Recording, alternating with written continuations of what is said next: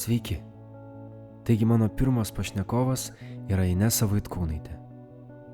Žmogus su labai didelė patirtimi ir dideliu istorijos bagažu.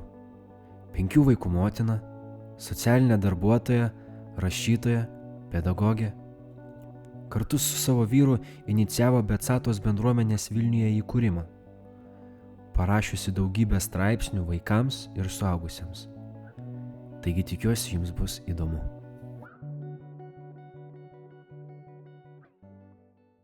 Tai pirmas klausimas, kas tu esi?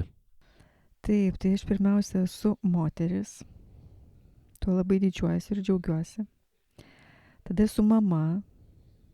Tas irgi man labai patinka būti mama. Tada aš esu kartais socialinė darbuotoja.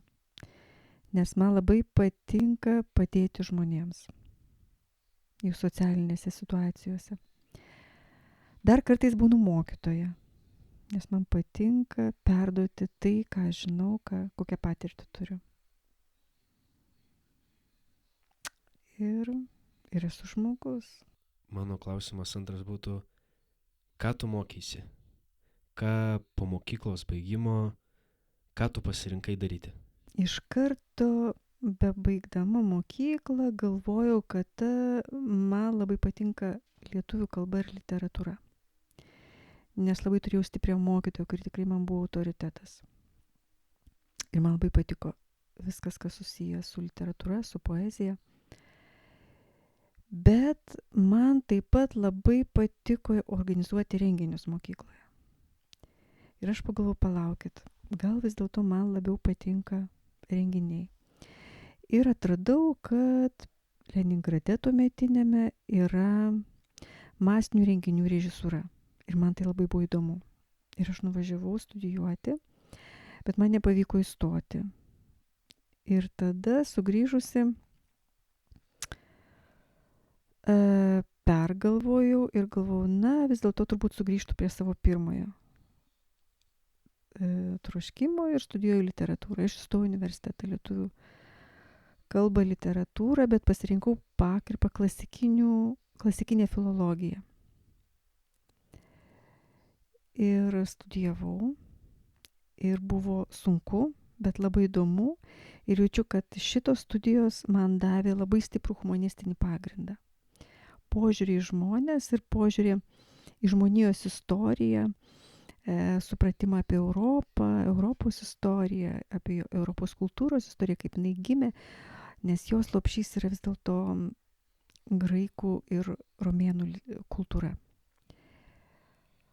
Paskui atėjo laikas, kai aš galvojau, aš noriu dar kažką kitą daryti. Ir man buvo labai įdomu žmonės su negalia. Man labai buvo įdomu juos atrasti, kaip jie gyvena, kokie jie yra, kodėl jie yra nepastebėti su savo labai dideliu turtu. Tada aš pradėjau studijuoti socialinį darbą. Jį pabaigiau ir iš tiesų daug dirbau šitoje srityje. O paskui taip atsitiko, kad aš nuėjau dirbti į žurnalą Magnificat vaikams. O kadangi su vaikais, apie vaikus reikėjo rašyti žurnale, man trūko daugiau vaikų ir aš tada nuėjau į mokyklą dirbti. O bedirbdama mokykloje gavau pasiūlymą dėstyti. Ir tada suprantu, palaukit, jeigu aš dėstu teologijos dalykus, man labai reikia ir žinių daugiau apie tai. Ir taip aš pabaigiau dar ir teologiją. Tai tokios mano buvo studijos ir tokie pasirinkimai. O dar grįžtant prieš studijas arba per pačias studijas, kaip reagavo tavo tėvai, kad buvo, pavyzdžiui, tiek daug pokyčių? Tėvams pradžioje buvo sudėtinga, bet aš turėjau nuostabius tėvus, kad jie labai gerbė mano pasirinkimus. Jie galėjo išsakyti savo nuomonę, kaip jie galvoja, bet visada leido man būti savimi. Ar yra ko gailiesi šitose pasirinkimuose ir, darbuose, kuriuose tuo metu ten darei? Ne, nieko nesigailiu. Tik tai galvoju, kad gerai, kad aš nestojau Leningrade, dabartime Peterburgė studijuoti, bet galvoju, tą specialybę vis dėlto dar galėjau aš studijuoti Lietuvoje vėliau susirasti. Kažkaip atrodo, kad nuo pirminių troškimų išėjau, bet visada ta masinių renginių režisūra mane traukė. Ir galvoju, labai yra vis dėlto svarbu klausyti savo impulsą pačioj pradžioj. Ir labai eiti pagal tą impulsą. Tai va čia, man atrodo, labai svarbus dalykas. Tai va tik dėl vieno dalyko gailiuosi. O šiaip visą laiką, man atrodo, tai, ką aš studijavau, ką aš dariau, aš tikrai gyvenau pagal to savo gyvenimo laikotarpio situaciją, ko man tada norėjosi ir kas man buvo įdomu. Ir dabar turėdama keletą specialybių taip gerai jaučiuosi, nes aš visada galiu keisti. Dabar yra gyvenimas labai labai dinamiškas. Ir jeigu tu vienoj vietoj pavargsti, išsenki, o aš labai greitai išsenku, aš tada galiu pereiti į kitą specialybę, nes aš ją turiu. Ir aš tada joje vėl gerai jaučiuosi, nes aš pailsiu nuo to, ką aš prieš tai dariau. Ir man tas keitimas yra visada patinka. Aš labai džiaugiuosi, kad turiu keletą specialybių ir jas galiu keisti. O tai tu nenorėtum, pavyzdžiui, dabar eiti mokytis ten, tą, kur sakai, su renginiais? Galiu, bet jaučiu, kad aš jau nebe tas mano amžius. Kad truputį per vėlai, va tą būtų reikėję daryti, 10 metų prieš tai. Tai mano dar vienas toks klausimas, tai va, kur pasakei. Jo, tai kiek supratau, tai buvo verta, ne viso to? Net, pavyzdžiui, supranti, yra toks įdomus dalykas, pavyzdžiui, klasikinė filologija, tai yra graikų, lotynų kalba. Ir aš praktiškai, gal tik tai porą metų mokykloje, gimnazijose dėsčiau lotynų kalbą. Dabar tai yra, su tais dalykais neturi ką daryti. Bet tai man davė labai stiprų vidinį išsilavinimą. Tai žodžiu, aš tos specialybės, tiesiogiai nenaudoju. Bet jinai man visada įvairiuose įvykiuose, dalykuose, pasirinkimuose išlenda. Graikų kultūra, supranti, graikų menas, tas visą laiką yra kartu. Tai ta estetika, kurią aš pažinau studijuodama, jinai niekur nedingo, jinai gyvena su manim ir mane nuolat veda, nuolat tugdo. Ir aš visą laiką grožiuosi, nes aš pažįstu tą, iš ko išaugo visa dabartinė kultūra. Dar vienas mano klausimas yra, tai va, visą šitą tu išgyvenai ir tai kas tu esi dabar ir kam tu esi dabar reikalinga? Dabar aš esu labiausiai reikalinga savo vaikams, savo vyrui, savo šeimai. Aš esu reikalinga savo tėvams, kurie yra seni ir kuriuos turiu padėti. Ir dar aš labai esu reikalinga Dievui. Nes aš jaučiu, kad jis man turi misiją ir aš tą misiją turiu jam padėti vykdyti.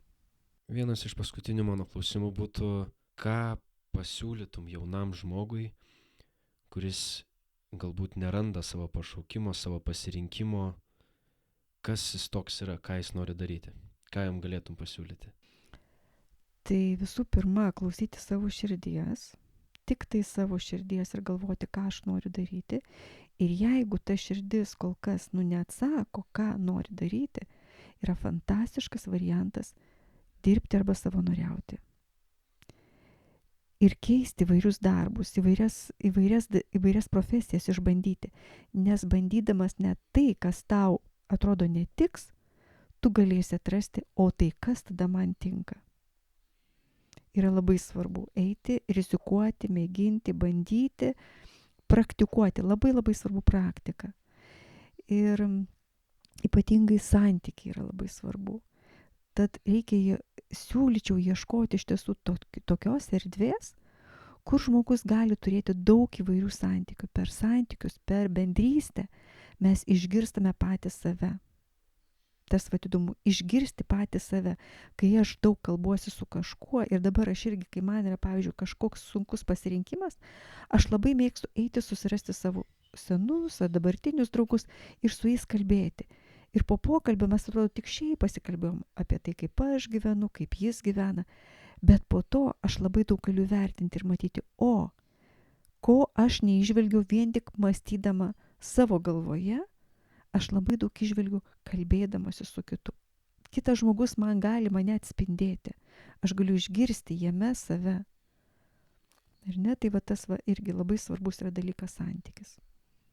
Kalbant apie santykius, kaip tu galvoji, kaip po va, tų visų studijų metais, ar yra ta tikra tiesa, kad pasikeičia draugai, pats pasikeitė po viso to? Žmogus visada keičiasi. Ir labai gerai jis turi keistis, nes žmogus turi nuolat augti. Jis yra augantis žmogus, besivystantis, tobulėjantis žmogus. Jis turi augti, o santykius visada reikia saugoti. Jeigu tu turėjai vaikystėje, mokykloje, studijuodamas santykius, juos visada reikia saugotis. Kažkada aš tą supratau, dalyvaudama brangesnį už perlą moterų programoje. Ir ten buvo toks klausimas, ar jūs galite prisiminti savo brangiausias draugystės, kurias jūs turėjote per visą savo gyvenimą, ir kiek jūs jų išsaugojote. Ir aš atradau, kad aš iš tiesų jų nesaugau, bet buvo kai kurie draugai mano, kurie visą laiką saugo draugystę. Jie visada prisimindavo mane, jie paskambindavo, atvažiuodavo, dar kažkokiu būdu. Ir aš supratau, kad jie saugojo, o aš nesaugojau. Ir tada aš, atgaminusi savo senas draugystės, pradėjau paskambinti tiem žmonėm, atvažiuoti. Ir atradau tikrai, kad tai yra didelis turtas. Nes kuo daugiau gyveni, tuo mažiau gali atrasti gilių santykių, tikrų draugų ir stiprių draugų. Ir todėl labai labai svarbu, ką tu per gyvenime kažkaip sutinki, tai tas draugystės labai labai svarbu saugoti, branginti. Jos yra didelis turtas žmogui. Taigi, ačiū tau labai už pokalbį ir paskutinis klausimas yra toks, pasakyk, ką pasakytum savo, jeigu būtum save sutikus jaunystėje, studijų metais. Jeigu save dabar sutikčiau, labai grožėčiausi, labai gerėčiau ir sakyčiau, pirmin. Viskas. Ačiū tau labai.